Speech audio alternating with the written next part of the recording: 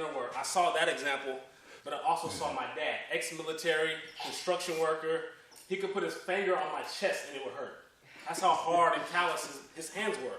But he verbally, physically abused my mom at times. There was a time in my life, right before I got my scholarship to Sac State, where I was choking him. Just imagine years and years and years of seeing all this abuse, and I just got tired of it. And I thought I was grown at that time, but I said, that's enough. And in the back of our car in the garage, in a Pinto, I was choking my dad out, and I literally was going to kill this man.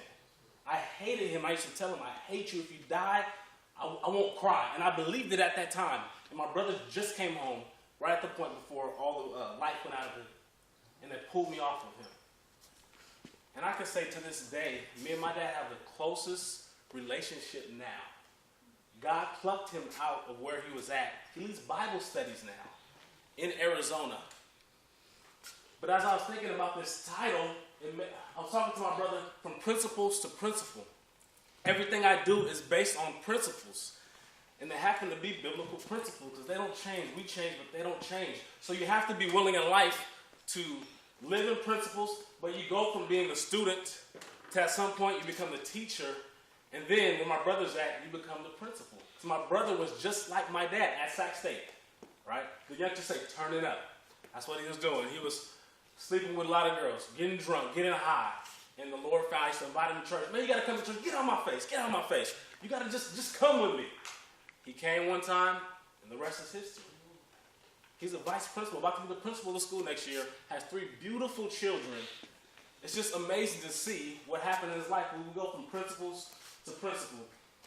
And so the first thing I'm going to talk about some of the principles that I live by, swear by to this day. So when I go to high schools, I have the chance to instill some of these principles in the youth that I work with. So the first thing is to have vision. You have to see the end from the beginning. So at the age of 7, I was watching ESPN, Sports Center. Deion Sanders and Jerry Rice are my 2 favorite players.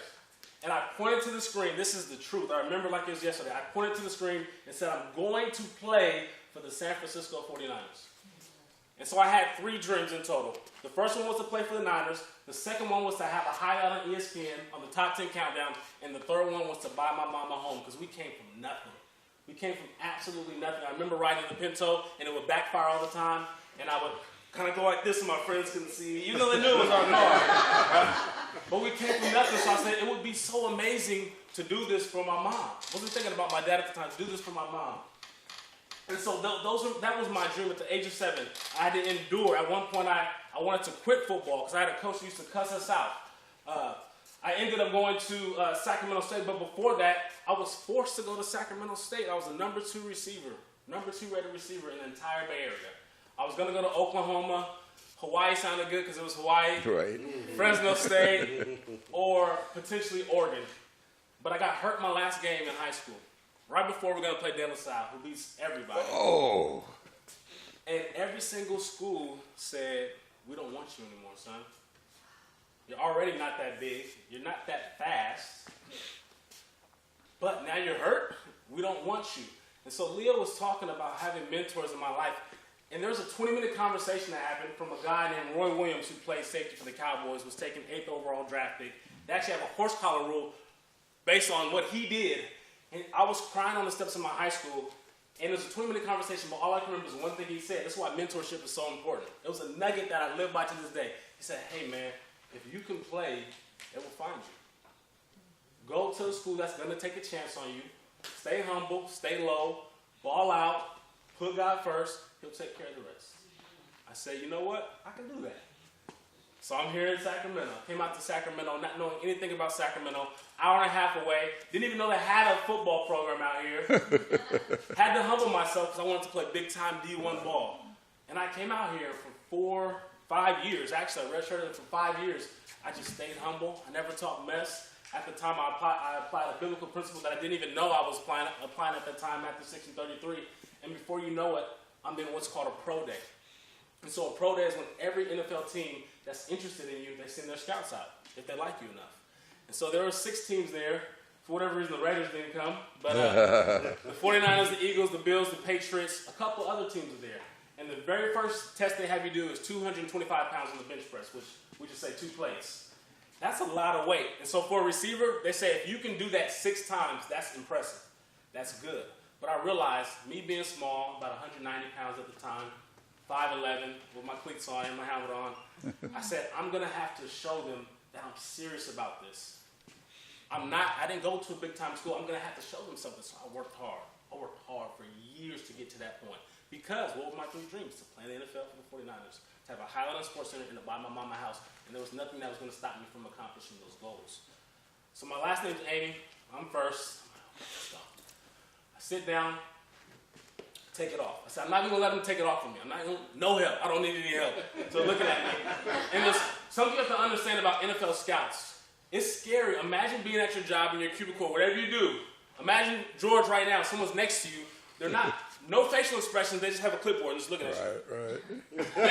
They never talk to you. You don't know who they are, you don't know anything about their life, but they're just, and you know that they're trying to find a reason to replace you. Right. There's 1 million kids right now in high school that say, I want to play in the NFL. Only 70,000 of them will play in college. Out of 70,000, only 230 will get drafted. Only 150 will play past 3 years. 0.09% chance of making it into the NFL.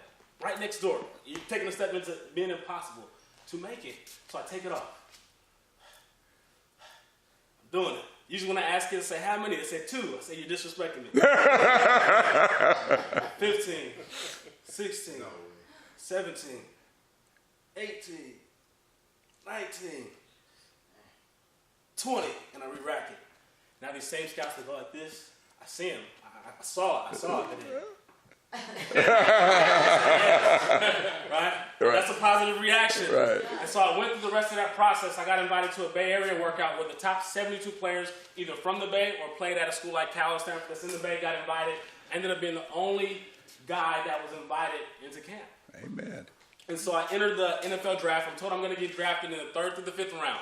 I'm excited because I know I can buy my mama a house just with the signing bonus. Right. I'm going to get anywhere from $300,000 to $500,000. I'm going to buy my mama a house. Here's the keys, Mom.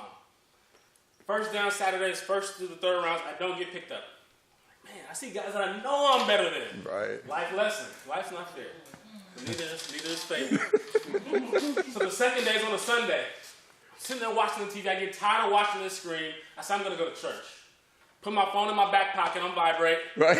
During praise and worship, I have my hands up and praising the Lord. All of a sudden, my phone vibrates. It's a block number. I don't know who it is. I run out to church. Everybody looking at me like, is this boy crazy? I run out. They don't know what's going on. It's the Niners. The receiver coach says, hey, Otis, we're thinking about drafting in the 6th or 7th round, but if we don't, you want to come out and be a free agent? I said, sure. Yeah. So I'm excited. Right? I put my phone back in my pocket. I run back in. Right when I put my hands up again, phone goes off. So it happened 2 more times. The Bills, the Eagles, and the Patriots all called and said, we're thinking about picking you up, but if we don't, would you want to be a free agent? So I end up not getting drafted, so I'm bummed. But I realized, I already knew the odds of making it. So there's 4 teams. Within 5 minutes, I have to decide which one am I going to go to. I really didn't have to think about it too long. 20 minutes away. I grew up in Union City. 20 minutes away is Santa Clara, where we always practice. The only play is San Francisco. We should just drive out for the games.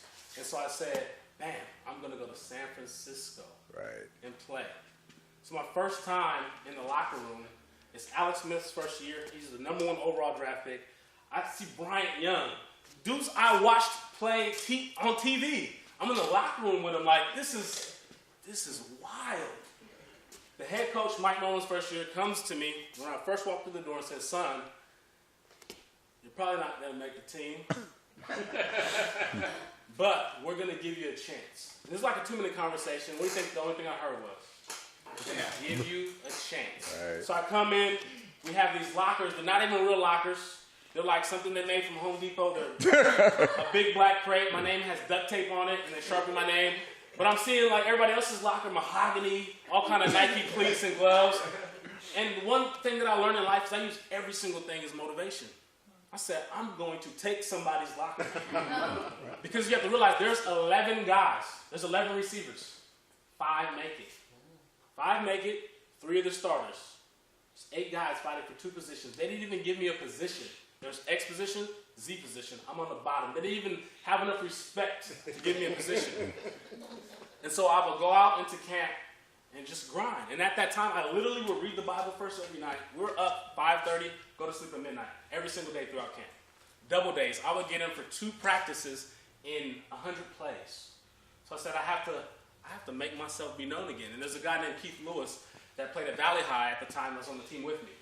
No, the youngsters say swag. No swag, no gloves, no nothing. Just, he would come downhill and just try to light up your world. Just try to light up your life, right? And take your head off. That's what he was known for. And so they said, son, we're going to put you in a run play. My only play in the entire practice. I said, it's not a pass play, so I don't get to use these gigantic hands that God blessed me with.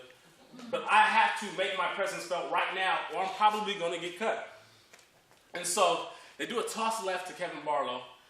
And I said, I'm going to have to block Keith right now. And he lights everybody up. So they call hike. He's about 20 yards away. He's smiling when he's running at me. He already knows. He knows what's going to happen.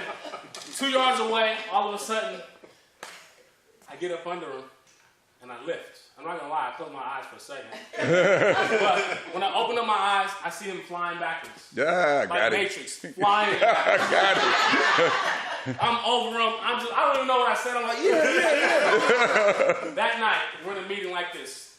Everybody in the organization, they showed just that play. This kid and their cousin, from Sac State, he wants to make it. They started giving me more and more plays, more and more reps. And the same coach that brought me in and said, son, you're probably not going to make it, had to take me to my real locker and give me my real jersey. Right on.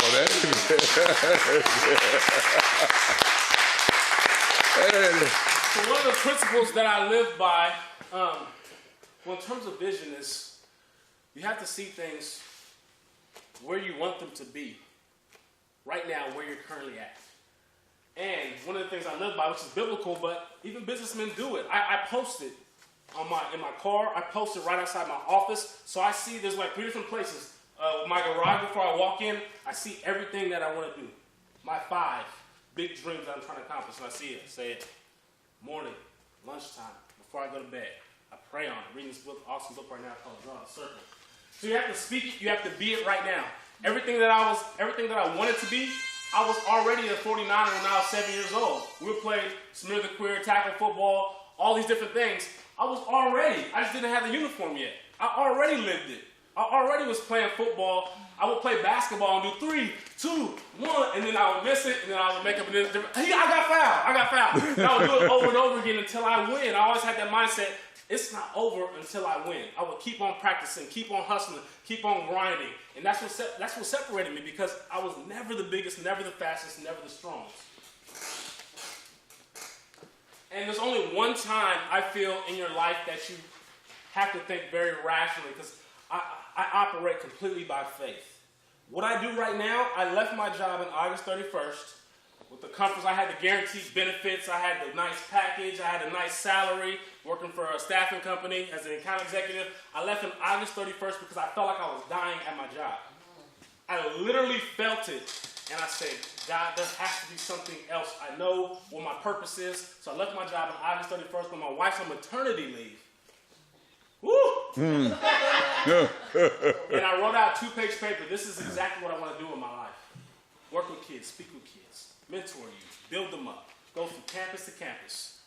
5 days later, FCA called me out of the blue and said, hey, this is what you'll be doing. And as they talked to me on the phone, I looked at my list, and it was bullet for bullet, every single thing I wrote out that I wanted to do. And they said, hold on, here's the last thing. You're going to have to raise your own support. I said, I have to raise even my own salary? Yeah. So I said, I'll do it. I'll do it. So from January 4th, when everybody went back to work in 2016, that's what I've been doing. No guarantees of nothing. Just complete trust in him. The wildest and craziest things, Phil Oates, you name it, top businessmen, I've been sitting down with every single one of them. Every single one is like, here you go. Here, what do you need? What else do you need? And I've been able to bless these kids every single campus I go to. There hasn't been a single campus that has turned us down. And you would think with a name like Fellowship of Christian Athletes, they're going to say, hold on. Mm-hmm. But these kids are struggling. So all these programs that they have tried aren't working. So now they're like, well, even if we don't believe in what you believe, we're going to give you an opportunity. We come in there and change these kids' lives. But there's one point you have to be a realist, and that's when you're counting the cost. So when I was thinking, am I going to leave the comfort of this job? I had to rationally think. And I thought about this movie, which I didn't even really like until the end of it, the first time I watched it. I didn't really like it until the end of it, and I realized he was blind. He had blind faith. He said, no matter what, I just know, I don't know everything, but I know I need to travel west. And I just need to keep going. And it doesn't matter who tries to get in my way, who tries to stop me, I'm going to keep going. And so that's the way I operate. I know what I'm supposed to do, and there's going to be a lot. My own high school coach told people when I entered the draft, because I had friends that were substitute teaching at my school, he's not going to make it. They called me. I did nothing but score several touchdowns for this man. I was a good kid. He's not going to make it. I saw people that I grew up with that I knew, oh, he's not going to make it. He's not big enough. He's not fast enough. All my life. But one of the main things, you hear this from every motivational speaker, you have to know your why. You have to know your why. I had a chance to meet Eric Thomas when he spoke at Sac State. Talked with him. We talk on the phone every now and then. One of my mentors. You have to know why. So this just happened, UFC 196. Nate Diaz from 209 from Stockton, right?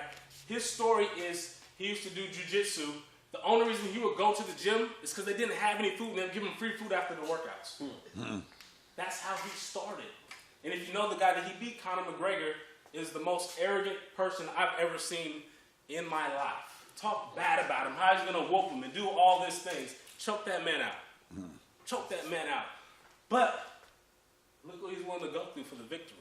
Look what he's willing to do. Are you willing to do that? Is your why strong enough? So the thing that I've developed is actually testing your why.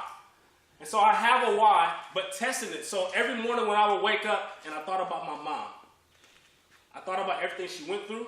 I thought about my goals. I would never sleep in. If you could hit the snooze button right now, your why is not strong enough. You need to figure out, do some soul searching, and figure out what it is that you're really trying to accomplish. Even now, I wake up and I have a picture of my daughter and my son right there. Never hit the snooze button. I get up 5 a.m., go to my war room, tell God how mediocre I am and how much I need him, then I proceed with my day. Every single day. But is your why strong enough? And you got to visualize winning. When I was 8, 9, 10 years old, I used to visualize returning punts. I used to visualize shooting three-pointers. But then the even stronger thing is visualize what it feels like if you lose. Ooh, what would it feel like for us to lose our home? What would it feel like? I think about that and I get emotional just saying, ooh, I'm going to go do whatever I got to do to provide for my family. Then you got to believe. I love this picture because the same people that were telling me that, oh, you're not good enough, you're not fast enough, you're not strong enough, were the same people that asked me for tickets to games. Hey, man, you like a little brother to me. Do you remember that time when we worked out together? And those same people would ask me for tickets. I'm the youngest of 4, so I have a lot of cousins and brothers and things like that. All those people, and they expected me to pay for it. I'm like, I remember what you said. I remember what you said. And just to mess with their mind, sometimes I would get them the tickets. You come watch. You come watch and see what the process looks like, right? I counted the cost. I knew at 7 it was going to take 15 years to get to where I wanted to get to. But I said I'm willing to go through it. And so it makes, I don't like to say life is easy now, but it makes life easier because there is nothing more high pressure. I don't want to say nothing, but playing in the NFL is so stressful, so high pressure. Returning a punt, just catching a punt at practice with nobody else but you and the punter is extremely hard. They can make the ball do all kinds of things. And I remember the very first time I was in a game, I was not supposed to play. I was a number 3 punt returner. The day before the game, the coach says, hey, someone that say you won't make the team, right? Hey, we're going to start you at punt return. I'm like, let's do it. Amen. So I'm back deep. Got my jersey on. 9/11, sold out, 64,000. And I'm not paying attention. I see my fiance. I see my mom. Hey, Mom, how you doing? All of a sudden, I see the ball in the air. I'm supposed to look at the long snapper because he snaps and they can't hit it. He was the first one down. I see a guy. He's about 6'4", 260. I see him release first. That's the only guy I saw. The ball's in the air. I literally say, Jesus, please just let me catch it. I'm going like this. Oh my gosh. As soon as I catch it, that guy, 6'4", 260, is right in my face. I make a move. He barely misses me. I don't remember the rest. I have to watch it on YouTube to recall all the events. I make a couple moves. The last thing I see about 30 yards down the field is the punter. And our rule in football to this day is you better not let the punter take Right. Right. He's not a real athlete. Right. So I make the punter miss. And then I don't even realize that I might score. There's 50 yards left. It's just green grass. I'm just running. My form's terrible. And I'm just running. Next thing I know, 10 yards left. I look back, and my teammates are going like this. I'm not even thinking about it. For whatever reason to this day, I don't know why, but I put the peace sign, everybody chasing me. And I crossed the end zone, and I promised you it was like the butterfly effect. And within 5 seconds, I had a flash of everything I went through in my life. Wow. Within 5 seconds. I remember the coach telling me he won't make it. I remember my high school coach. I remember seeing my dad put hands on my mom. I remember all these things, and all I could think to do is go like this. Thank you, Jesus. And that was the picture. This is my story of salvation. I'm not trying to preach to you, but this is what happened. The picture in the paper, not the front page of the sports, the front page of the entire paper, is me going like this. Wow. So God said, think about how many pictures were submitted to the paper that day. Freelance photographers, you name it. Front page of the entire San Francisco Chronicle is you putting your hands up to me. Now, I'm a man that has a lot of issues. I wish I never got tattoos. I wish I didn't think as crazy as I do sometimes. There's a lot of issues that I have in my life. But I know that. I know these things, and God uses me. I'm a perfect candidate to be used. Amen. And even in the picture, you can see the words overcome. He said, that's your life, son. You've always been an overcomer. And from that moment on, August 5th, 2007 is when I gave my life to the Lord, and I haven't looked back since. Amen. But throughout that process, and Leo mentioned is finding real examples. All three of these gentlemen went to my high school. Nate Robinson went to my high school. Eddie House, you name it. This is my brother. I remember he played for the Raiders. He played at Arizona State with Pat Tillman, Jake Plummer, all these guys. Played for the Raiders. He pulled up when the Ford Expeditions were new. He pulls up to the house. He has all kinds of speakers. You shouldn't even have speakers. Places you shouldn't have speakers. And then you can even hear. You're like, man, what's going on there? But I remember he accomplished it. He had his jersey, and I'm just like, wow. I remember it like it was yesterday. Coming out the garage, like, wow. If he can do it, I could do it. We had another guy who went to Stanford, Donnie Spragan. After UOP folded, he went to Stanford. He made it. And then Roy Williams was the one who told me on the steps, hey, man, if you can play, they'll find you. So I have all these examples. And that's what I look at today. I want to speak. I need to go to the top. Eric Thomas. Cleared out my schedule. Took the day off when he came to speak at Sac State. I said, I need to meet this man. Found a way to talk to him for 10 minutes before he spoke, before they even opened the doors to the event. We exchanged information. We prayed about Sac State in the school. And I get a chance to text him and communicate with him from time to time that way. So just being hungry. I've always been hungry. Took the mentality, nobody's going to ever outwork me. That's impossible. If we play Connect Four, you're not going to beat me. Right? If we play dominoes, you're definitely not going to beat me. It doesn't matter what we do. I struggle with my nieces and nephews. We play a little hoop court because every time I'm just throwing their stuff and they try to come and dunk. Like, no!